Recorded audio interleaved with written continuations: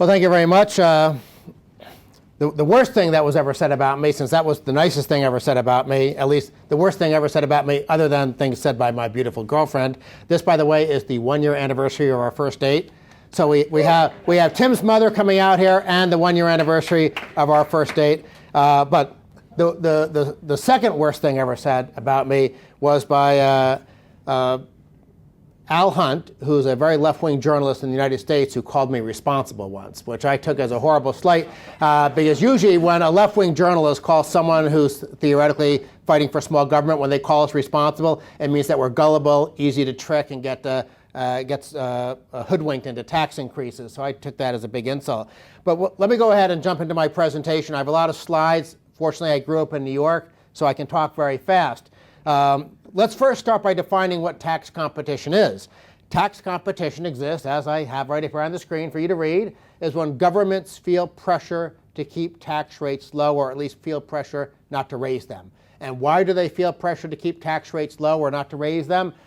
Because they worry that jobs and investment will flow to jurisdictions with less onerous fiscal policy. And tax competition, as you'll see from this next slide, is very much linked to globalization. Why is it linked to globalization? Well, this is a chart simply showing foreign indirect investment in the U.S. economy. In other words, not an Australian company building a factory in America. That's direct investment.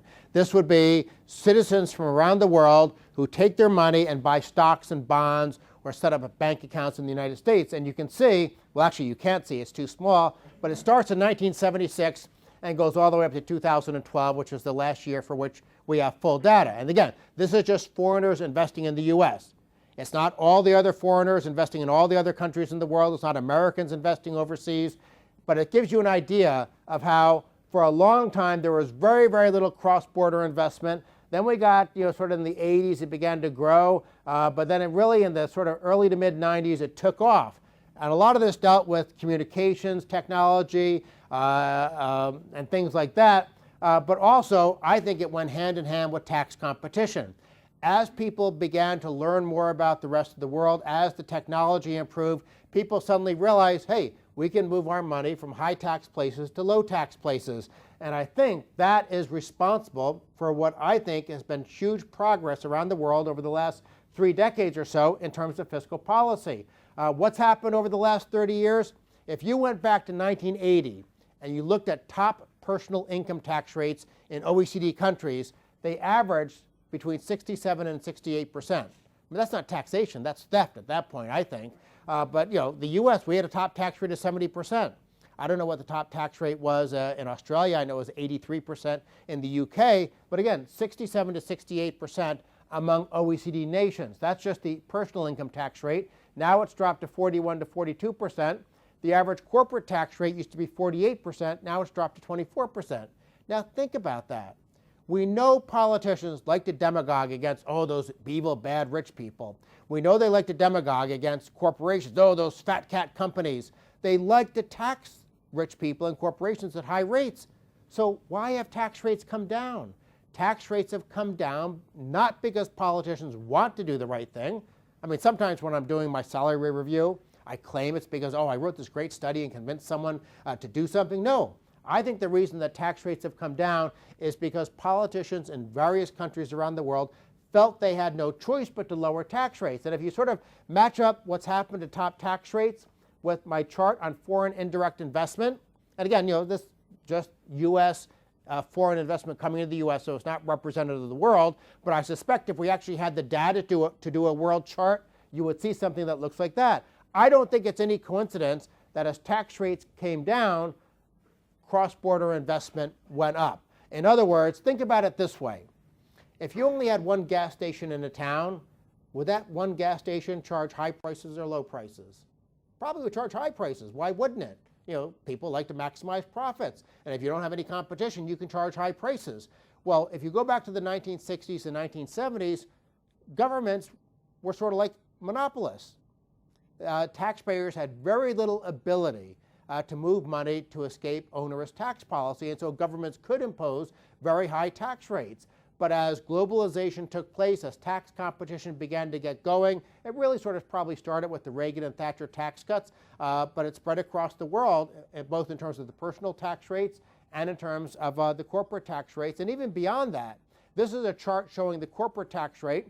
The U.S. used to be a little bit above the world average. That's this line.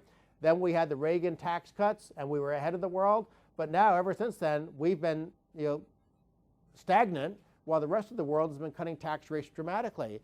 This actually goes down to 25.1%. It's now less than 24%. So even through the global financial crisis, where a lot of governments use that as an excuse to raise tax rates, they didn't do it on corporate income. And again, that's where you would think politicians would want to raise taxes because, oh, big companies, they don't vote, and we can demagogue against them.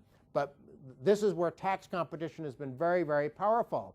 And so my premise is that governments will do the right thing when they feel they have no choice but to do the right thing.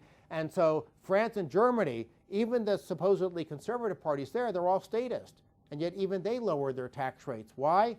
Because they didn't have a choice, because globalization changed the rules on international tax policy. And it's not just the headline tax rates on personal and corporate income. If you look at the double taxation on interest, dividends, and capital gains, which is very destructive. I mean, every economic theory in the world, as far as I know, agrees capital formation is the key to long-run growth. You have to set aside some of today's income to finance tomorrow's growth. So why would you want to penalize the act of saving and investing? But governments do that. But the double taxation on interest, dividends, and capital gains has come down dramatically, as have death taxes and wealth taxes. As a matter of fact, Australia is an example of tax competition. When Queensland got rid of the death tax, back in 75 or 76, the other states had to follow suit. Why? Because otherwise, successful people would have moved up to Queensland, and not only would the other state governments have missed out on the death tax revenue, but the amount of years those people would have been alive, whatever economic activity they would have been generating wouldn't have been in Victoria or New South Wales or any place else. It would have been in Queensland. So it's a great example of tax competition. But other countries more recently have gotten rid of death taxes and wealth taxes. Sweden did it just recently. And we've seen the number of flat tax jurisdictions jump from 3 to over 30 now. And is this happening because people are reading Cato Institute studies? Is it happening because Friedman and Hayek are now bedtime reading for the political class in Eastern Europe and other places? No, it's happening because of tax competition. Governments are sort of waking up and realizing that money can move around the world, investments and jobs can move around the world, and they're saying, especially in Eastern Europe where all these flat taxes have taken place, they're saying we want to sort of get a jump start. We suffered under decades of communism. We fell way behind. We want faster growth. We want to attract jobs and investment. So they put in these flat taxes, which of course got the Western European governments upset because they don't like the tax competition. And that actually is what worries me. I've been sort of giving a happy story so far, talking about tax competition pressuring governments to lower tax rates. Well, of course, the high tax governments saw the same thing that I'm talking about, and they don't like it. And what they've done is, working through international bureaucracies such as the OECD, they put together all these various anti-tax competition initiatives. And what they're specifically after is trying to figure out some way to track and tax flight capital. But it goes far beyond that, and we'll talk about it. So what you really have is a fight going on where on one side you have the economists and taxpayers who see tax competition as a good thing, sort of an external check on the greed of the political class. But on the other side are the politicians, international bureaucracies, high tax governments. I would throw tax law professors. They seem to be really bad on this issue. They see tax competition as something bad, that it hinders the ability of governments to tax and spend. Now, you might think I'm just sort of painting the other side in a bad light.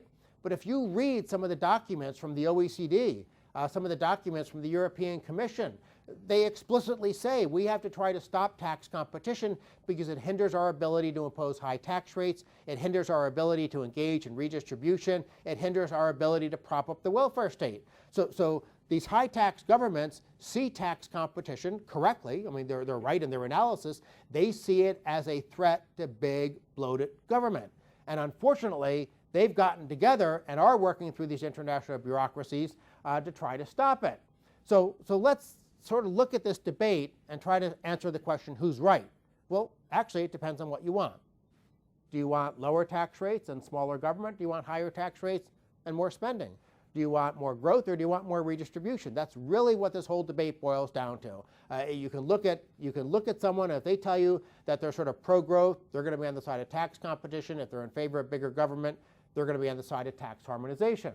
I, of course, will make the argument that growth is important and that growth is influenced by tax policy. As a matter of fact, if you look at the public finance literature, obviously it's not unanimous in any sense of the word.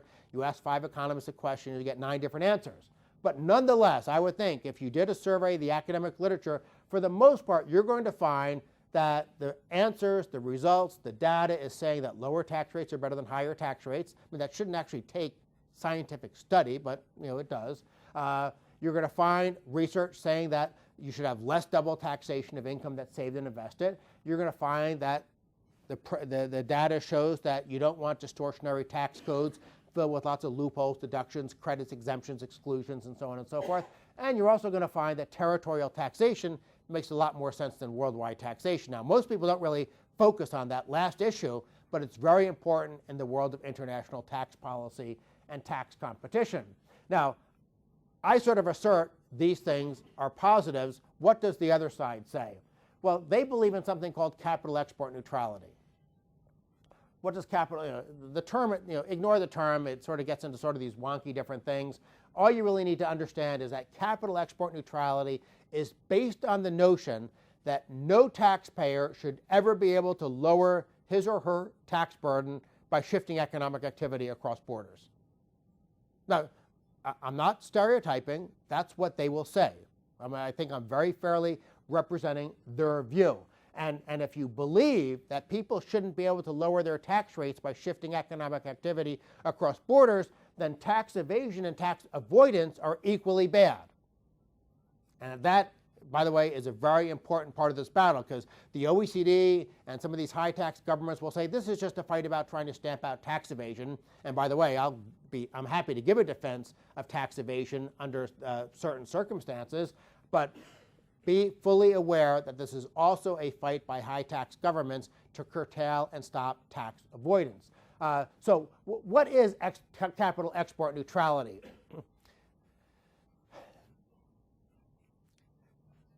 Let's take a hypothetical world with no taxes. I'm a libertarian, so I'm willing to go with them on this. This is what the CEN people will tell you. Take a hypothetical world with no taxes. What is going to happen to economic activity in that hypothetical world?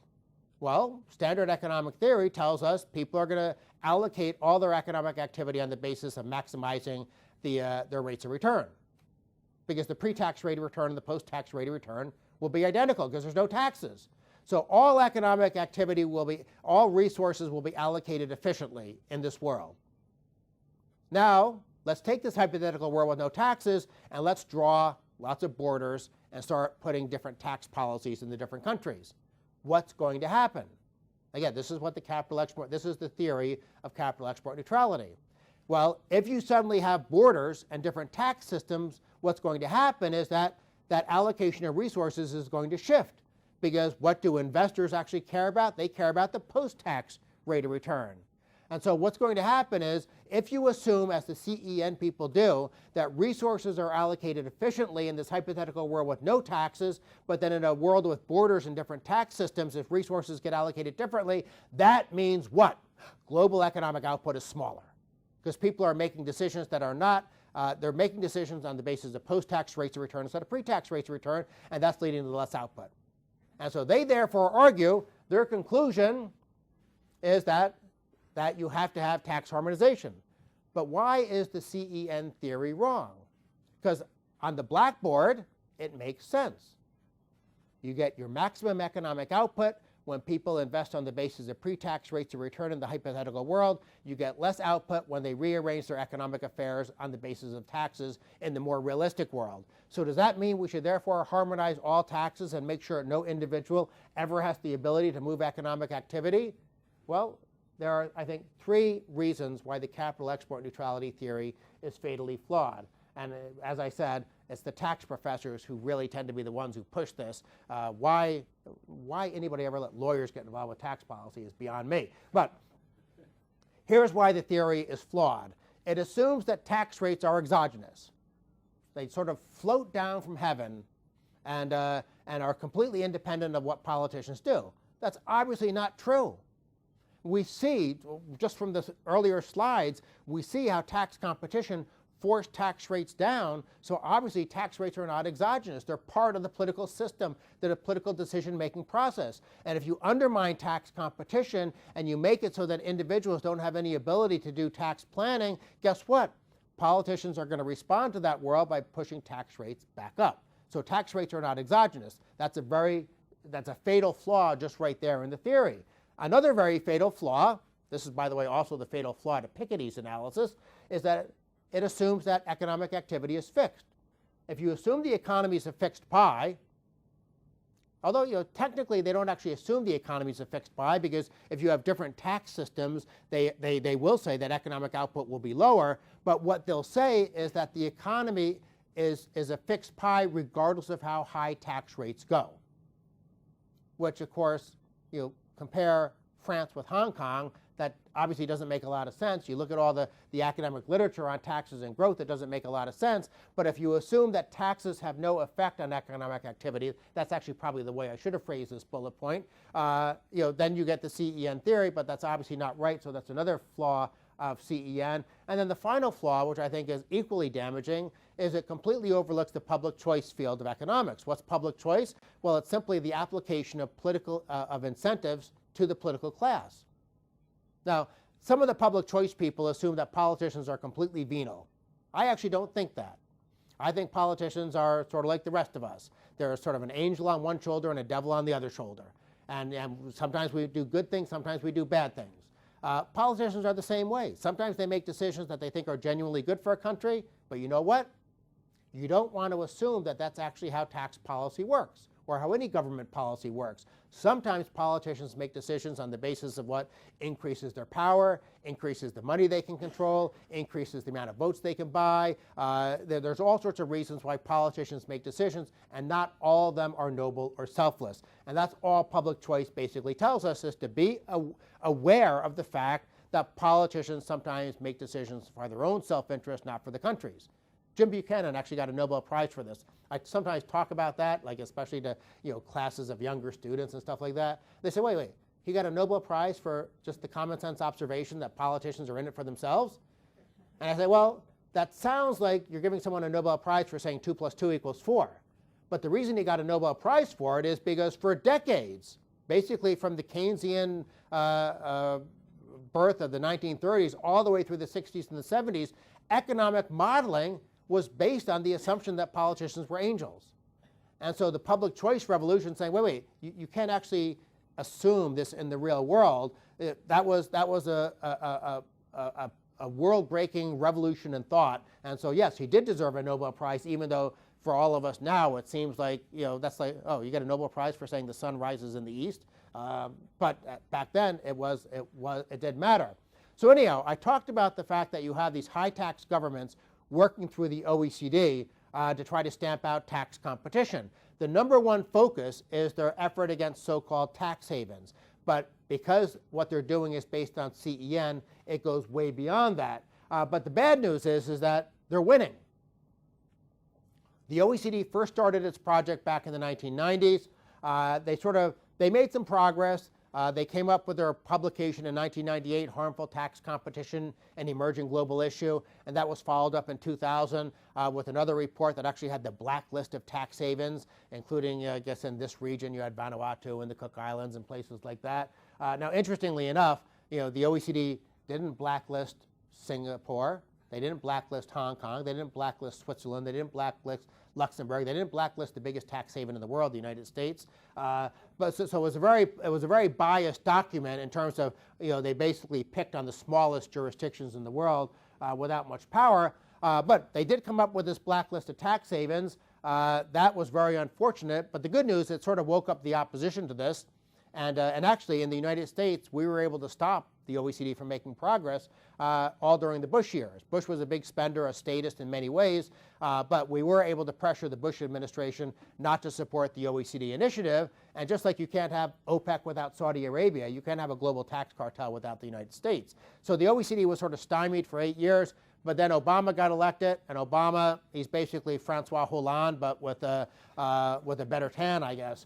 And so Obama got into bed with the French and the Germans right away, and they sort of used the whole global financial crisis as an excuse to say that tax havens were somehow to blame. And this really frustrated me. I'd get calls from reporters who would ask me about this, and I'd say, okay, so how did someone in the Cayman Islands cause Alan Greenspan to have the easy money policy that created the excess liquidity? And the reporter would say, well, I guess they didn't. And I say, so why are you reporting what the OECD is saying as if it's true? And then I'd ask them, well, so did someone in Liechtenstein, did they have anything to do with creating Fannie Mae and Freddie Mac, these two government entities that then used all that excess liquidity and encouraged it to all flow into the housing sector? Was someone in Liechtenstein responsible for that? And the reporter would say, well, no, I guess not. So why are you writing this thing in stories that it's somehow the fault of tax havens? But this is just the kind of frustrating nonsense I have to deal with. But nonetheless, taking advantage of the financial crisis, taking advantage of the fact that the U.S. government was now on the side of the Germans and the French, basically the OECD has won a battle. Even Switzerland now agrees with the premise that that low tax jurisdictions have an obligation to help enforce the bad tax laws of high tax nations. And what basically this involves is undermining your human rights laws regarding financial privacy for foreign investors. And so now all the so-called tax havens have to have a minimum number of tax information exchange agreements to be compliant with the OECD rules. And by the way, these aren't tax information exchange agreements. The Cayman Islands doesn't want any information because they don't have bad tax policy. It's only the US and France and other countries that want information. So it's really a tax demand information agreement. But remember, this is just the start because, as I said, evasion is just the camel's nose under the tent.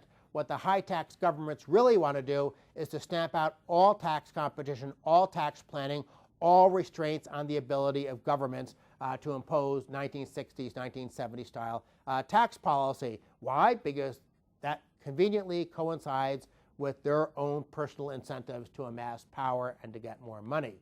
And so you see the OECD now pushing this convention on mutual administrative assistance that basically obliges signatories, and of course the OECD is badgering and threatening jurisdictions to sign up with this, but it obliges signatories to enforce the laws of other nations, no respect for territoriality, no respect for sovereignty. And the OECD controls the interpretation, serving as the judge, jury, and executioner. And if you read what's in that report, they're very, very clear that their fight is not just against tax evasion, it's against any form of legal tax planning and tax avoidance. And so there are going to be more demands. The goal in the long run to eliminate all tax planning, and it's really a three-pronged threat on low tax jurisdictions. You have unilateral actions such as the Foreign Account Tax Compliance Act from America. I don't know if any of you have to deal with that, but if you do, you have my sympathies. It's really, I'm embarrassed to be an American when I talk to people who have to deal with this. You have these bilateral threats, the TIEAs, and then you have the multilateral threats such as that Convention on Mutual Administrative Assistance that I talked about. And so what's happened is that the goalposts keep moving. 10 years ago, I would debate these people from the OECD, and they would swear up and down, oh, we just want information exchange upon request. We want to make it so that if the government of France thinks that Pierre has an account in Switzerland, we just want them to be able to ask and find out. And of course, the moment they had the ability and the power, they changed the rules and said they now want automatic information sharing. And by the way, think about what this means with this multilateral convention. And you look at some of the countries that are signed up to this, many of them corrupt, autocratic, that abuse human rights. Imagine having all the information on taxpayers around the world, collect it. God knows what identity thieves and hackers will do with that kind of thing, because a lot of governments, of course, don't have the capacity or ability or the integrity to protect private financial data. But the notion that some of these corrupt and autocratic governments around the world will be able to access information with anybody that has the slightest nexus with those jurisdictions, that should worry all of us. So this on request has become automatic. Other countries, I think, are going to move toward the horrible worldwide tax system the U.S. has. A lot of countries don't do worldwide taxation, not because they don't want to, they've never had the ability to. But if you have global information sharing and global information collection, all of a sudden these countries are going to figure, well, why not? It's free money sitting on the table, so let's go ahead and do it. And it's not just what's being threatened on individuals, it's also going to happen to companies. The OECD has a BEPS project, base erosion and profit shifting. The whole theory of BEPS is to try to do to companies what the OECD has already been doing to individual investors around the world. And so BEPS ultimately, I think, you talk to OECD people off the record, they'll admit it, it's going to lead to formula apportionment, which basically means that companies that are now declaring income in Ireland, Switzerland, Hong Kong, and the Cayman Islands, the French and German and US governments are going to say, just on the basis of sales ratios, we're going to force you to declare that income in our countries where we have much higher tax rates. And what does that mean for businesses? It basically means that countries will no longer feel any pressure to lower corporate tax rates. So maybe we'll go back to those glory days of average corporate tax rates of 48% that we had back in 1980. Now, when I talk to low tax jurisdictions about this, I tell them, not with a lot of intensity, because how do you fight back when you have all the biggest countries in the world ganging up on you? But I tell them, if you give in, the battle's not over. If you feed your leg to an alligator, does that turn the alligator into a vegetarian? No. He's going to come back the next day and he's going to bring a friend. And that's what I mean by these moving goalposts. The anti-tax competition forces, it started out as something that theoretically, who can oppose a fight against tax evasion? So yeah, we have to all sign up for that. But ultimately, it's leading to a fight against all tax planning. It's leading to a situation where politicians all around the world want to set up a system where they have no constraints on their ability to impose punitive tax rates. That's where we're heading. Now, Obama, of course, as I already mentioned, he's very bad on this issue. Wow, what a shocker. But it's amazing how bad he is. During the 2008 campaign, he would talk about Ugland House in the Cayman Islands. And he said that there were 12,000 companies registered at Ugland House, and he said, quote, it was either the biggest building in the world or the biggest tax scam in the world. Now, his vice president, Joe Biden, I wish he had talked to him. That's actually a sentence that no one's probably ever said before, because who would want to talk to Joe Biden about anything? But he should have talked to Joe Biden, because Joe Biden used to be a senator from Delaware. And if this is the biggest tax scam in the world, here's a building in Delaware. Ugland House is what, 4 to 5 stories tall? This is 2 stories tall. Ugland House, Obama said it has 12,000. There's actually 18,000 companies, but he was within 50%, so that's a good answer for a politician. This building in Delaware, I actually have a company here. Unfortunately, I'm just an officer. I'm not the owner, but I have a company there. And guess what? There are 221,000 other people that have a company there as well. So I don't know, if this must now be the biggest building in the world. I guess it must have like 100 stories underground or something like that. Now, of course, in reality, most people here presumably have business experience, and you know that where a company legally incorporates has nothing to do with where its headquarters is, nothing to do with where the operations are. It's simply you find a jurisdiction with good law to be your home base for legal purposes. And Delaware happens to have very good business law and good tax law. The Cayman Islands has very good business law and good tax law. But if you're a politician, you don't care about the facts. You just want a demagogue. And so you make it seem like, there's something bad about this building, 18,000 companies, where's all the activity? Well, where's the 221,000 companies active there? But again, politicians don't care about stuff like that. But here's the real problem. And this is, no matter what you think about tax competition, this is the scary, as scary as the other part of the presentation was, or at least I hope you found it scary, this is the real problem. The Western world is going to hell in a handbasket in terms of fiscal policy. The mess that we have seen in Greece and Italy and Spain and Portugal and Ireland, that is just the tip of the iceberg. We don't have an offshore revenue problem, we have an onshore spending problem. And the problem is the politicians think the solution is always more revenue. They think tax havens are some pot of gold at the end of a rainbow. And if we can just sort of somehow grab them by the throat and squeeze them and kill them, that we'll somehow get a lot of revenue. Now, by the way, also during the 2008 campaign, Obama went around talking about the FATCA legislation and said, we have $100 billion a year of offshore evasion. We're going to solve that problem with this legislation. Guess what they're estimating the law will bring in? $870 million a year. So less than 1% of what he claimed in the campaign trail. And even that claim of $870 million is nonsense if you factor in the dynamic effects of discouraging investment in the U.S. economy, throwing sand in the gears of globalization. So FATCA is going to lose money for the U.S. government, not gain money. But politicians don't care, because it's so long as you can get the Joint Committee on Taxation to say you might get revenue, you can increase spending on that assumption. And then and this is exactly what, of course, we saw in Europe with the financial crisis. What did Greece do? What did Spain do? What did Italy? They all raised taxes. And now their deficits and debt are worse, not better. Why? Because they raised taxes thinking it'll get this much money, but they only get this much money, or sometimes they even get less money, depending on where they are in the Laffer curve. But the fact that they think they're getting this much money, they increase spending by this much. So the revenue is less than they think, and they increase spending. It's like putting blood in the water with hungry sharks around. They can't resist it. So we have an onshore fiscal problem. This is a chart from the OECD. I don't like what the OECD does on policy, but they actually do have a lot of good statistics on their website. And this simply shows that the annual budget consolidation that would be necessary every single year between now and 2030 to stabilize debt at 60% of GDP. I mean, look, is Greece going to do 15% of GDP budget consolidation every single year? No. Is Japan going to do 12%? Is Portugal going to do 11%? Is the US going to do 9%? Australia, by the way, is actually in pretty good shape with your superannuation system.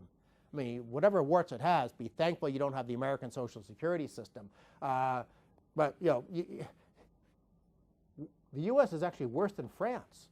That's pretty embarrassing.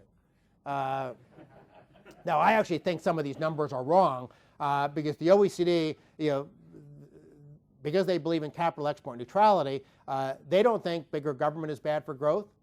They don't think higher taxes are bad for growth. They do think deficits are bad for growth. So it's a very weird world that some of these people live in, where you can have government spending and taxes of 90% of GDP, but so long as you have fiscal balance, you're okay. But heaven forbid you have government of 10% and revenues of 8%. You have a 2% deficit. That's bad for growth. So they have a completely wrong way of looking at fiscal policy. But nonetheless, the reason I put up this chart, even though it's looking at debt, which I think is the wrong metric, this is really a proxy for the entitlement spending. This is what's going to kill the Western world. Entitlement programs were put together, starting in the 30s all the way through the 60s. And they were put together with the assumption that all nations had population pyramids. You all know what that is, right? You have a few old people at the top of the pyramid, then you have a big generation of workers supporting them, and then under that generation of workers you have lots of children. And then as those children age, they become the workers, and of course the old people die off, so you still have a very small population pyramid. And that's the way the Western world was for a long time. But what's happening is that population pyramid, which made entitlement programs work. It doesn't mean I would like them, doesn't mean I would ever endorse them, but they could work if you had a population pyramid, because they're pay-as-you-go Ponzi schemes. Well, Ponzi schemes can work so long as you have a bigger generation of suckers to pay off the original investors. But what's happening is the population pyramid is moving into a population cylinder. Old people are living longer. Every year older I get, I like that. So nothing wrong with that. And people are having fewer kids, which of course is certainly their right to do. But when you have tax and transfer entitlement systems that only work with a population pyramid and you have a population cylinder, guess what? You go to hell in a handbasket. So this is what the OECD estimates. Here's the IMF. This chart looks very confusing, but it's actually very simple when you explain two things. I like this chart better because the vertical axis actually looks at the real problem, the growth of government spending. And it's looking at just the growth of government spending just for the elderly. So this is the aging population. And so this is percent of GDP. And it goes 1, 2, all the way up to 8% of GDP between now and 2030 just for elderly spending on pensions and health care. And then the horizontal axis is the amount of fiscal adjustment. So the horizontal axis is actually the same as this right here. So government spending increases, the amount of fiscal adjustment necessary. So it's bad to be out here, and it's bad to be up here. So the worst place to be on the chart is the upper right quadrant. Look at that, the United States. That's pretty embarrassing. Now, again,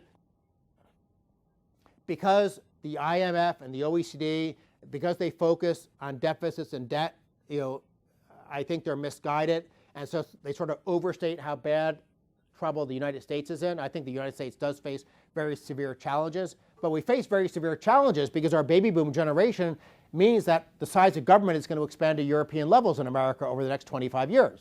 That's the problem. It's not that it's debt finance, because whether you finance government spending by taxing resources out of the productive sector or whether you finance government spending by borrowing resources out of the productive sector, the economic damage occurs because governments don't spend money as intelligently or as wisely as the private sector. That's the problem. Government is too big. But nonetheless, and by the way, here's Australia right here, so you're sort of in the middle. So on this chart, the IMF puts you in worse shape than the OECD. So it's not as if these, it's not as if even the international bureaucracies agree. But the only reason I'm showing these charts is just to underscore something. We're all in bad fiscal shape now. We all have government sectors that are too big now. Well, guess what? It's going to get a lot worse in the future. And it's going to get a lot worse because of demographics. Even a small welfare state, when I speak in places like Estonia that have done a lot of good economic reform, I tell them, because their birth rates there are like 1.4. You have to have 2.1 for a stable population. Even a small welfare state is unaffordable when you have a population cylinder. And God knows most of us don't have small welfare states. We have big welfare states. So what's going to happen? We're already in deep trouble. We already see some European countries that have hit the brick wall where they can't steal any more money from their taxpayers. Margaret Thatcher famously said the problem with socialism is sooner or later you run out of other people's money. That's actually happened in some countries. When she said it, everyone thought, oh, that's a typical sort of, one of these crazy small government people thinking about an impossible outcome in the future. Well, the impossible outcome in the future happened in Europe. And it's going to happen in more European countries. And then it's going to happen in the US. Now, there are some countries that are reasonably stable. Switzerland is reasonably stable. Australia, I think, is reasonably stable. I think the US is not in as deep trouble as these numbers show, but we are in trouble in the long run. A big government country, Sweden, is remarkably stable because they've done all sorts of pension reforms. So again, not all countries are the same, but the key thing to understand in the context of the tax competition battle is things are going to get worse, not better, because politicians are going to get more and more desperate for revenue, and they've now set up this genesis of a world tax organization run by the OECD. So fully expect in the future that the screws are going to turn tighter and tighter, and governments are going to feel more liberated to impose the very bad, very counterproductive, very anti-growth tax rates that we had back in the 60s and 70s, and that's going to be bad news for the world economy. Let me close up by saying something about tax enforcement. Governments obviously have the right, or actually they have the power to impose bad tax policy. As a libertarian, libertarians actually do have a problem with democracy, because what's democracy? Two wolves in a sheep voting what to have for lunch. So that's why libertarians tend to favor strong constitutions to limit the power of government. So in theory, in America, for instance, even if 99% of people wanted to take away free speech, in theory, the courts would protect us from that tyranny in the majority. So our founding fathers were against untrammeled majoritarianism. But most countries, especially parliamentary systems, you're electing a dictator for whatever the term is. And so if you elect a government that wants to impose very bad tax policy, they have that power. But here's the question. Should that power be constrained by national borders? My view on tax evasion is actually nuanced. If you live in a country that's reasonably honest, where government focuses primarily on public goods and it isn't very corrupt, if you live someplace like Hong Kong or Singapore or Switzerland, I think tax evasion is morally wrong. If you live in Venezuela, tax compliance is morally wrong, because you're dealing with a fundamentally immoral, grotesque, abusive government. And then this is sort of like Goldilocks, porridge too hot, porridge too cold. If you live someplace like France, where it's not really an abusive government, but it's a profligate, wasteful government, and in 2012, there were 8,000 French households that had tax rates of higher than 100%. Do I think that it's morally wrong for those people to evade? No, not at all. I mean, that's stealing. So I don't know what the right answer is on when tax rates become so high that evasion becomes morally justified, but I do know this. If you want to reduce tax evasion, this is what I always say when I get in debates with my friends at the OECD and tax departments around the world, I say the academic evidence is clear. If you want to reduce tax evasion, lower tax rates, because the tax rate is the incentive to evade. And all the data clearly shows that underground economies, in terms of legal activities, not in terms, obviously if people are selling cocaine, they're not worried about tax enforcement. They're worried about simply getting caught with cocaine. But for legal activities that go underground, it's overwhelmingly clear from the academic studies that it's a function of tax rates. So I'm in favor of reducing tax evasion. I'm just in favor of doing it in the opposite way of what the OECD and the French government and the US government with FATCA is trying to do. But also I think there's an important sovereignty issue here as well. Nations historically have always chosen what laws of other countries to help enforce. So for instance, in China, a lot of Tiananmen Square protesters escaped, came to America. Would the United States government, or for that matter, if some of them came to Australia, would the Australian government send those people back to China to be imprisoned for believing in free speech? I hope not. Or what about Iran? Iran actually executes people for being gay. Would any of our countries, would any civilized country extradite someone back to Iran simply because they were gay? I hope not. Saudi Arabia doesn't allow women to drive. If a Saudi citizen was in the US driving and the Saudi government found out and wanted to extradite that woman to punish her, I don't know, what do they do? Behead them? God knows. I hope we wouldn't help. But let me give an example closer to home. We don't have casinos in Virginia where I live in the US.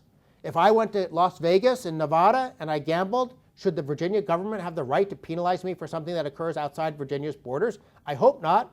And the same principle, I think, should apply to tax policy. The US government should have the, again, I don't like using the term right, but the US government would have the power to impose very bad tax policy, or for that matter, very good tax policy inside America's borders. I don't think they should have the right to tell Switzerland or the Cayman Islands, or for that matter, Australia, you have to help enforce bad American tax law. So I do think that evasion in many cases can be wrong, but the best way to deal with it is lower tax rates. But even if evasion is wrong, that doesn't give a country a right to force another country to become a deputy tax collector. And with that, I'll go ahead and shut up. There's like my blog and my Twitter thing for you people who do such things, but I'll be happy to answer questions until people either get bored or frustrated and escape the room. Thank you very much.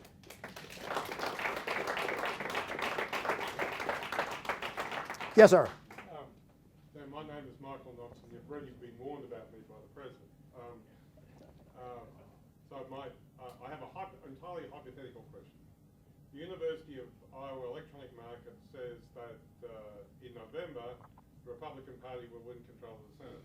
What effect do you think, hypothetically, this might make to U.S. tax policy?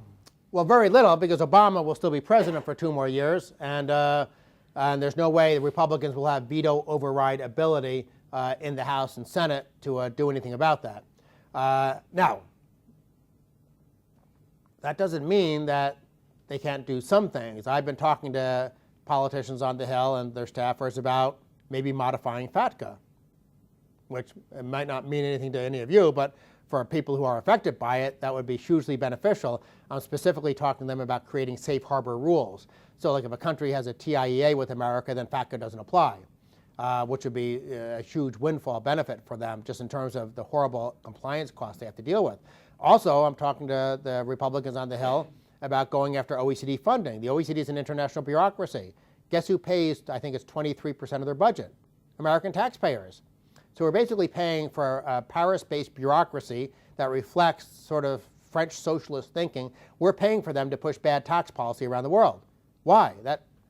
I get, actually almost all government spending gets me upset, but if there are degrees to my upsetness, the idea that my tax dollars, my money that I earn is being taken from me is bad enough, but then to have it used to pay a bunch of socialist bureaucrats in Europe to produce bad tax policy that would undermine the US and undermine the global economy, I think is just outrageous.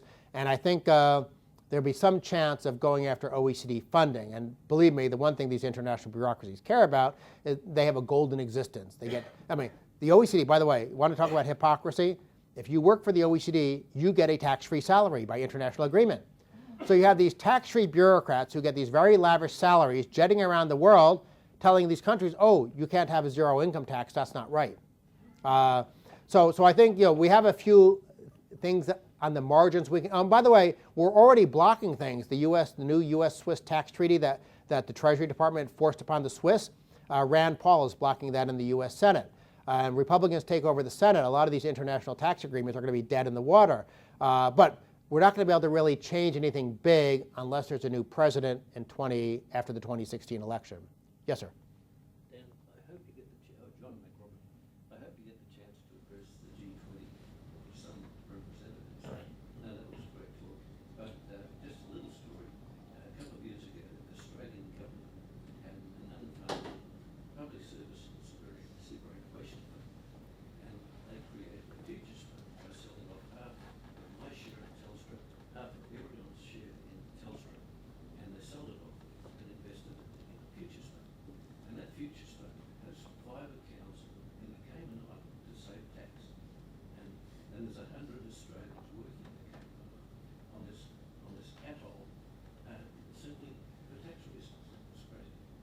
Oh, how about the fact that our Treasury Secretary in the United States, Jacob Lew, when he was a crony capitalist at Citigroup, he managed hedge funds out of the Cayman Islands. I mean, all the rich Democrats in Washington have their money funneled through tax havens. Now, again, it's legal tax avoidance in, I think, all these cases, but that's, again, the kind of stuff the OECD wants to stamp out. So there's a lot of hypocrisy out there. I love the fact that just, I think, last year, the French budget minister got caught for having secret accounts in Switzerland. So he was actually doing tax evasion. But again, if I was French, I would do it too. Darren. You mentioned sort of law academics, being a part of pushing this. Are there any leading voices in the economics profession, say like Paul Krugman or something, back in this whole idea of CEN? If Krugman has ever written about it, I'm sure he would be in favor of it, just because ideologically, he would start with what his ideology tells him, then he would find the theory that justified it.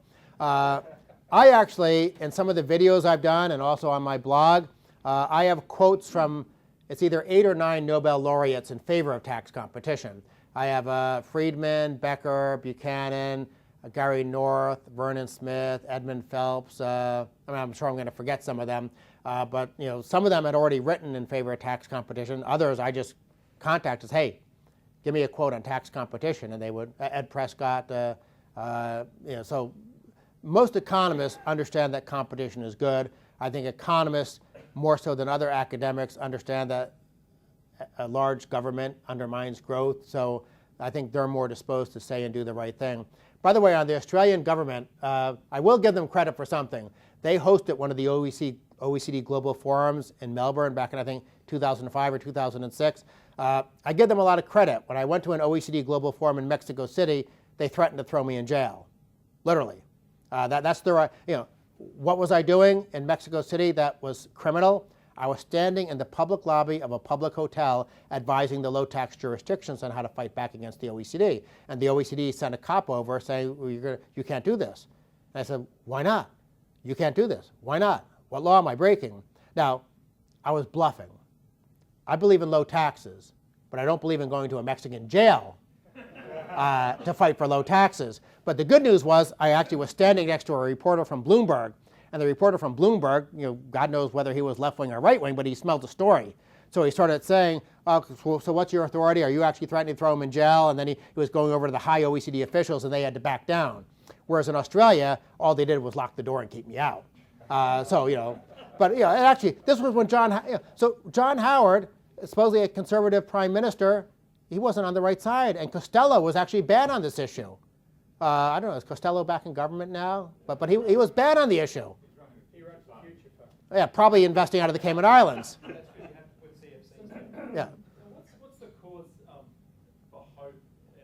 And will the solution really be a political one, or will it be one which comes because of technological innovation and which enables people to sort of shift money and run faster than the tax authorities? Well, the problem is that if you look, for instance, at the U.S. policy, we are the worst in the world in terms of worldwide taxation. And it's gotten so bad that they don't even want to let you change your citizenship. if you expatriate either as an individual or as a company, the IRS basically wants to grab you by the ankles and shake the money out of you. They tax you on your unrealized capital gains and other things. We have these spate of expatriations because our corporate tax rate's so uncompetitive, and they're now trying to consider legislation to basically say we don't care where you're domiciled, we're going to treat you like a U.S. company for tax purposes, or going after what's called earnings stripping, which is just a way to force foreign-owned companies operating in the U.S. to overstate their income. So there's all sorts of really bad policies that they can do. And so if you ask me to be optimistic, A, I'm not. Those budget numbers in the long run, I think we're all going to wind up like Greece sooner or later. But if you force me at the point of a gun to be optimistic, I would say, well, maybe someone like Rand Paul becomes U.S. president, and we sort of pull out of all the stuff that sort of stymies the OECD. More European countries go bankrupt. And actually, by the way, what's happened in Europe has been wonderful news inside the U.S. Because I think politicians in the U.S., at least on the Republican side, are now far more serious about reforming the welfare state than they ever were. Why? Because for years, I would go up to Capitol Hill and I'd say, hey guys, look at these long-run numbers. We're going to have a crisis if we don't do something. And yeah, go, pat me on the head, send me along. But now I can say, look what happened in Greece. Our long-run numbers are as bad as Greece. And now, for 4 years in a row, the House Republicans have passed the Ryan budget that has very deep, structural, good reform to Medicare and Medicaid, which are the two drivers that by far, they're over 50% of the long-run problem. So maybe Republicans control everything in 2017. We radically reform the welfare state, deal with our long-run problems, start reforming our tax system. You move to a territorial tax system with no double taxation, guess what? The whole OECD issue disappears because you're not double taxing your bank account, whether it's in Geneva, Illinois, or Geneva, Switzerland. So the US government wouldn't care at all. So good tax policy actually solves this problem. Yes, sir. On the back there. If you had a tax reform proposal which cuts tax, cuts probation, and cuts the cost of government, how would you market it? Freedom. The question is, how would I market the sort of broad agenda to try to scale back the state? Are you going to go political down or bottom up? How are you going to go? Yes. Because I think you have to do both. A lot of public policy is driven by elites, both for better or worse. For instance, elites in the United States believe in free trade. The American public is semi-protectionist. And yet, even though the American public is semi-protectionist, the elites believe in free trade so that no politician, a few of them, but very few politicians want to openly admit protectionist. Now, there's all sorts of one-off deals and special interest lobbying for quotas and tariffs. So a lot of low-level protectionism occurs, but to do something like the Smoot-Hawley tariff, again, nobody would do that. So part of the problem is just convincing the elite something's the right thing to do. Remember I gave the analogy before about the angel on one shoulder, the devil on the other? Well, I see myself as the angel telling politicians, look, this is what you have to do to actually do good for America. So I actually trying to appeal to their patriotic instincts to save the country by reforming these programs. And I think that's part of it. Now, the House of Representatives, as I said, 4 years in a row has voted for the Ryan budget. They're actually ahead of the American people on this. We obviously have the Tea Party. We have a substantial minority of the American population that is interested in returning to limited government, especially in the context of federalism, which both Australia and the US are federal systems, but we both lost a lot of genuine federalism in that federal structure. Switzerland still has it, but we still have it some. Australia has almost none. But there is a good chunk of the American population that wants to do that. So we're trying to both get the American people active and involved and educated, but a lot of what I do in Washington is trying to educate the elites that, look, this is what we need to do just because there's no alternative. Thank you. Back there. When you talk about tax competition, clearly you're making the assumption that there can't be tax competition within the OECD. Do you just think it's a race to the bottom ultimately? Like if we have free information and no privacy constraints,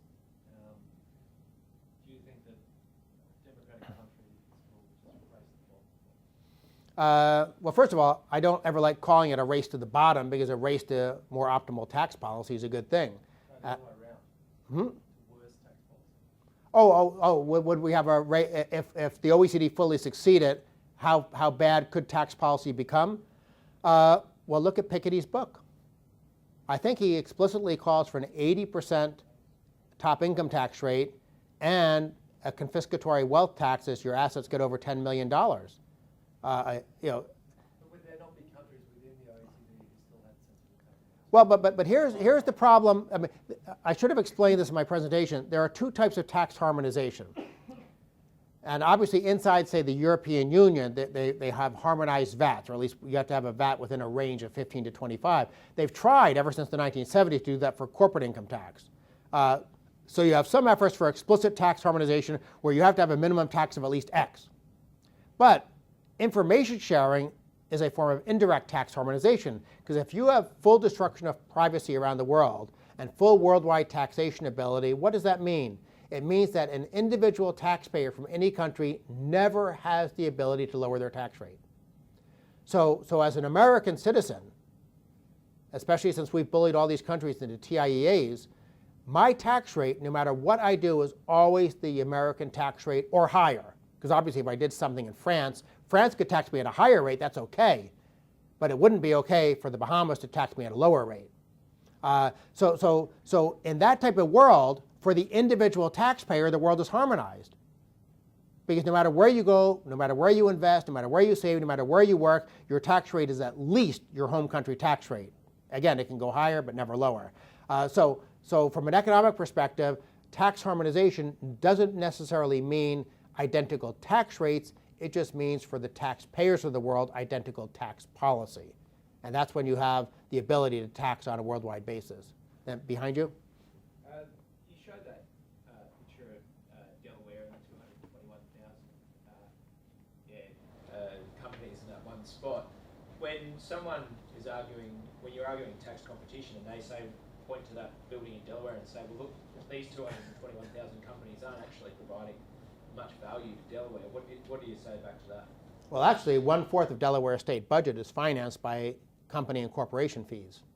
So the Delaware politicians are making out like bandits because they have such a good system.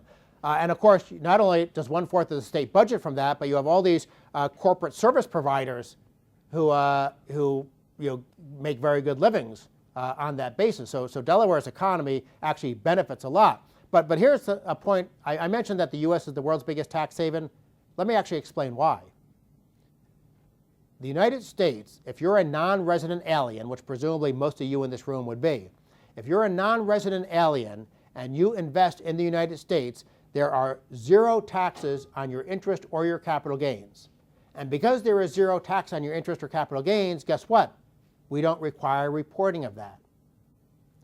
And so the Australian government would have no way of finding out about income or interest and capital gains you're earning in the United States. So we're not a de jure tax haven, we're a de facto tax haven. But it's not just that. I go to these tax haven conferences and speak about the public policy ramifications and stuff like that all the time. But I sort of sit there and by osmosis, I sort of learn some of the tax planning stuff that happens.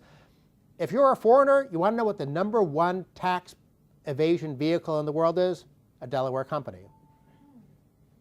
Because they literally collect no beneficial ownership information.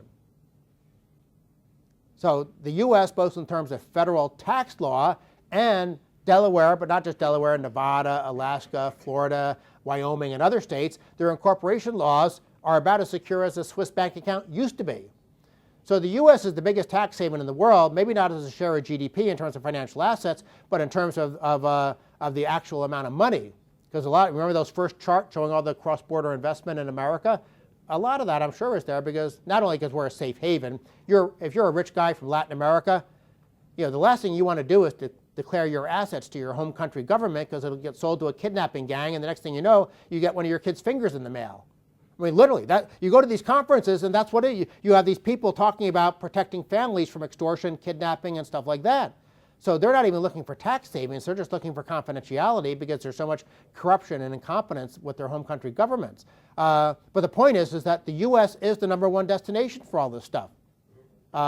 So we're a giant tax haven. Now, incidentally, the Obama administration, in their budget request from the Treasury Department wants the authority to force banks and brokerage houses, et cetera, to start reporting this information so that we can comply under FATCA with what we're asking other countries to do. Because FATCA, in theory, is based on reciprocity. Except right now, there's no reciprocity. The U.S. is telling countries around the world, you have to give us all this, but we don't collect anything to give them back. Now, again, if you're the Cayman Islands, you're not taxing income anyhow, so they don't want anything back. But if you're France, if you're Australia or whatever, they do want information back. So I guess my one bit of advice to you is, as non-resident aliens, invest in America. Right there, and then back over here. With the rise of cryptocurrency currently happening and the ability to evade taxes through cryptocurrency, for example, when I use Bitcoin to make a transaction, there's no way the government can add a GST or a VAT onto that. Do you see that as adding to tax competition? I'm not an expert on it, but let me put it this way. If I had money, and I work at a think tank, so it's only a theoretical issue to me. If I had money, I wouldn't be putting it in a cryptocurrency just because I assume there are ways for the government to shut it down. I hope I'm wrong. I would love there to be more cryptocurrencies just as another external check on the power and greed of the political class. But I would be dubious.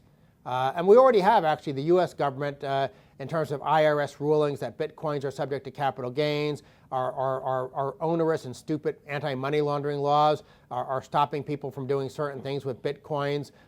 So I just think that if the full weight of the U.S. government ever moves in a certain direction, it's unfortunately very effective at causing damage.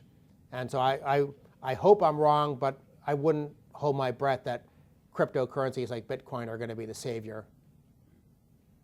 He stole my question. I was going to ask you about Bitcoin, but a slightly tongue-in-cheek question, I guess, would be if as the fellow back there was talking about OECD and a possible race to the bottom in terms of bad tax policies, do you think this may stimulate the private space industry?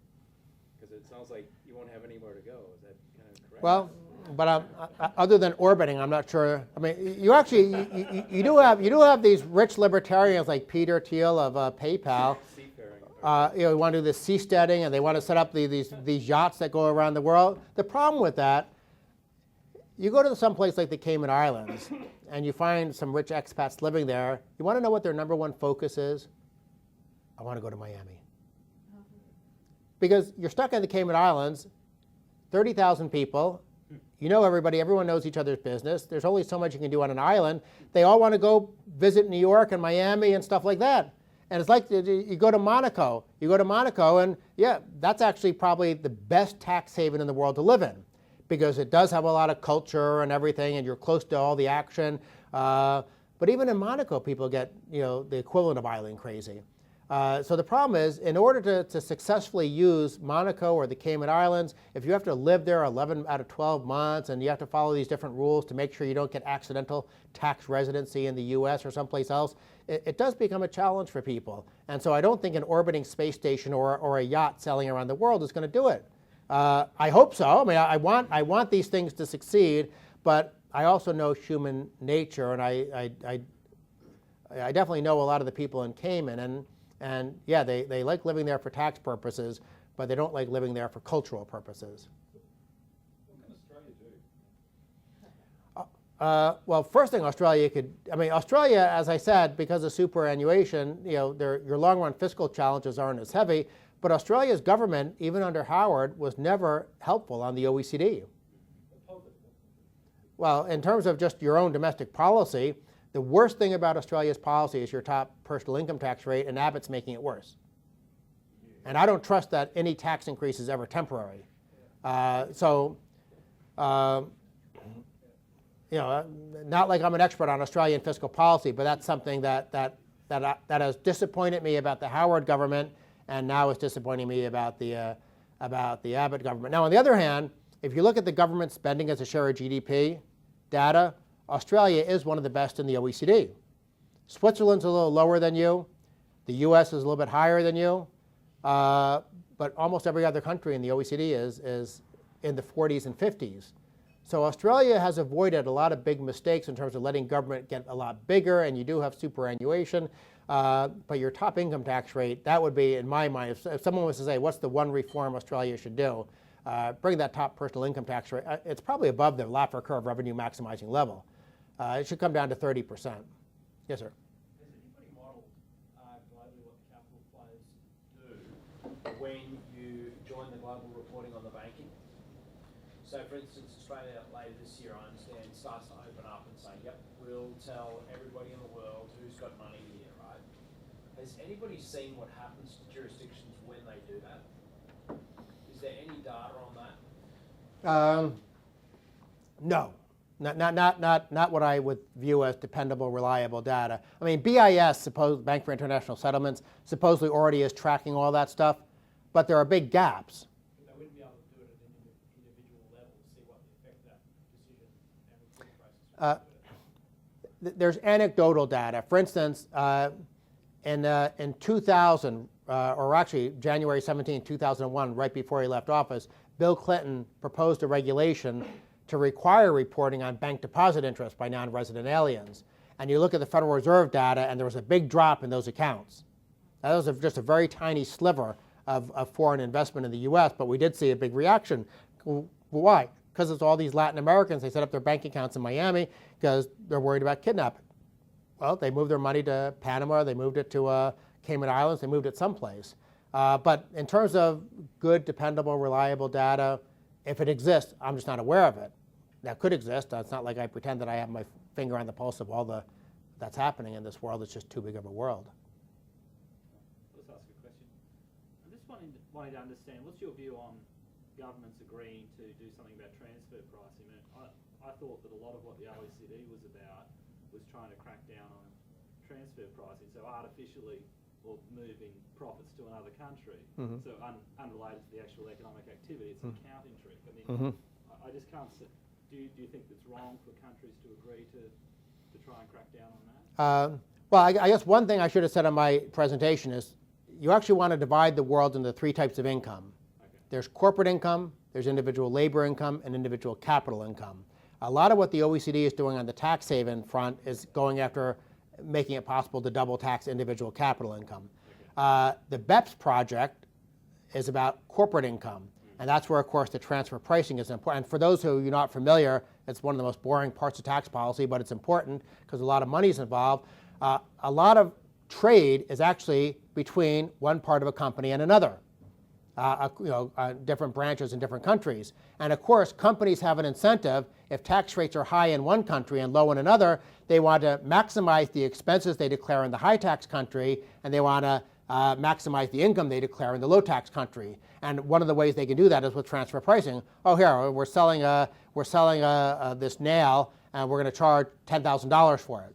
Well, that's what transfer pricing is. It's the rules governments impose to try to force market pricing on intra-company transactions. And so companies do, of course, push the envelope as much as they can there. That's their fiduciary responsibility. Governments already have unilateral power to deal with that on their own. So you had all this fuss in England about Starbucks and Google and Amazon, where you have Cameron and Osborne and the others making complaining. Well, they already have unilateral ability to change the transfer pricing rules if they want to. But they don't want to. You know why? Because they are benefiting immensely from having cut their corporate tax rate to 21%. So in public, they're saying, oh, these companies are being bad. But in private, they've actually made some good progress about lowering the corporate tax rate. You're having American companies re-domiciling in the UK. And they realize that's in their advantage. The City of London is the #1 asset the UK has. And they love the fact that, that they're attracting, whether it's the non-doms, whether it's the corporate expatriations. London has, in the last 10 years, has gone from a place that companies avoided being domiciled to now being a big place they want to go. But they still want to demagogue against companies so that they can appease the political masses. BEPS, the OECD claims, is about simply cleaning up things like transfer pricing, having sort of standard rules around the world, and that doesn't sound too bad. But again, the OECD said that their anti-tax competition project was just about tax havens and tax evasion, and of course now they're saying they want to stamp out all tax planning and legal tax avoidance. So I think the BEPS project will lead to formula apportionment, and that would be very, very bad news for the business community.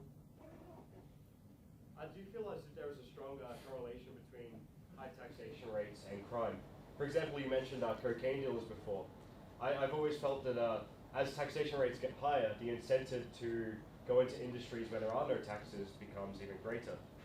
For example, when prostitution is illegal, there's obviously a competitive advantage of not being taxed on that industry.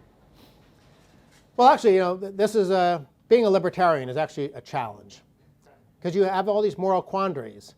So Colorado recently legalized marijuana. You would think as a libertarian I would like that, and I do, but guess what? They taxed it. So what upsets me more? The fact that the government might throw some kid in jail for smoking a joint? I don't like that, but on the other hand, they legalized it, they collect more money to waste. Now, at the end of the day, I think legalization was still on net the right thing to do, but I wish they did it without trying to make the whole thing taxed so heavily. I mean, look at cigarettes. I just blogged about this, so I should know it right off the top of my head, but some huge share of cigarettes in the US are black market cigarettes. Why? Because some states have such ridiculous tax rates. Ireland has huge black market cigarette sales. Canada has huge black market cigarette sales.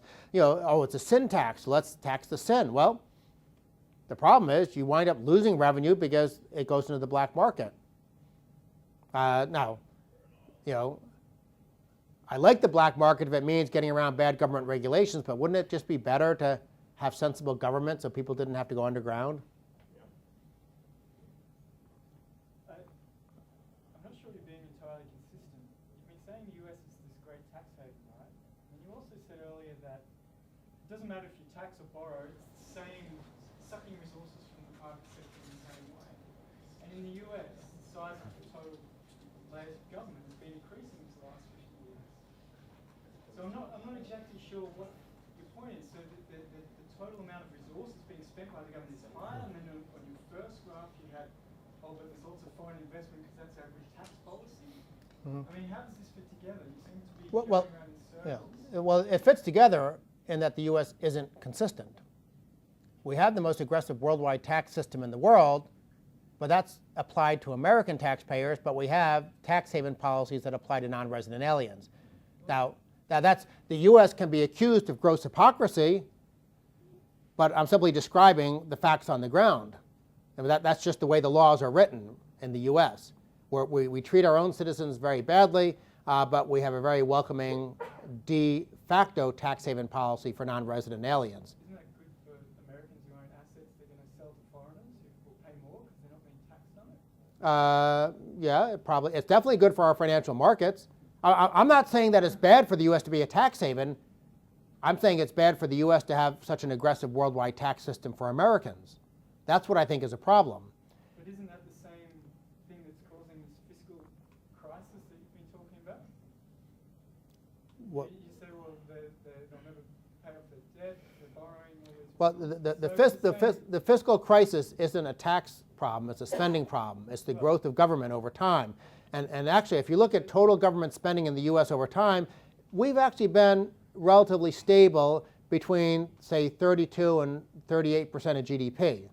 Now, as the baby boom generation is just beginning to retire, that's when things begin to move dramatically in a troublesome direction.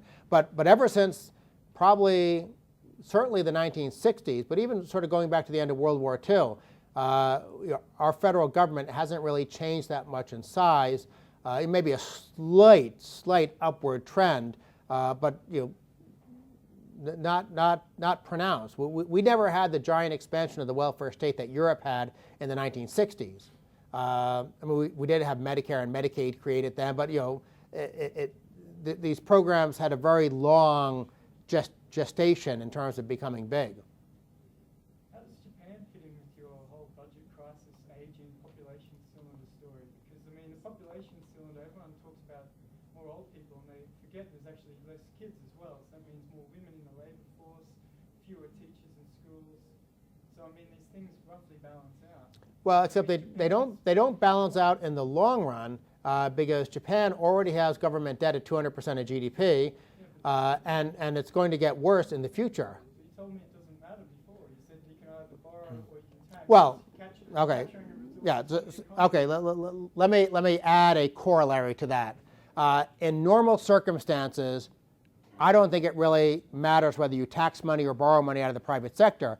But it does reach a point if investors don't think a government is capable of paying back borrowing, then all of a sudden that door gets shut on them. And that's what happened in Greece and some of these other countries, is that people just, wait, they already have very high debt, they're spending too much, their economies are weak, we just don't think, it's like if you have a deadbeat cousin who's has an alcohol problem and he's a compulsive gambler and he comes and borrows money from you, you're probably going to be a little bit skeptical about whether he can pay you back. So you don't think that Greece and Japan are a different circumstance because Greece uses the euro and doesn't have its own central bank, whereas Japan uses They're definitely different because Greece hit a fiscal crisis with government spending, government debt at 113% of GDP.